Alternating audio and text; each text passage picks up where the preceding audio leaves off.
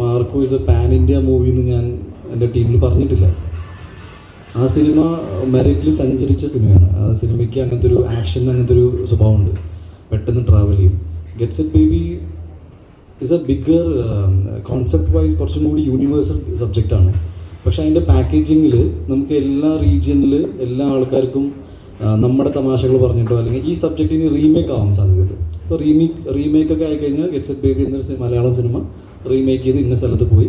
Because ഈ gynaecology അല്ലെങ്കിൽ IVF surrogacy ഒക്കെ ഡിസ്കസ് ചെയ്ത ഒരുപാട് സിനിമകളുണ്ട്. നമ്മുടെ റിലീസിന് മുന്നേ ഒരുപാട് ഹിന്ദി സിനിമകളുടെ റീമേക്കാണോ ഈ സിനിമ എന്ന് ആൾക്കാർ കമൻറ്റുകൾ ഇടുന്നുണ്ടായിരുന്നു.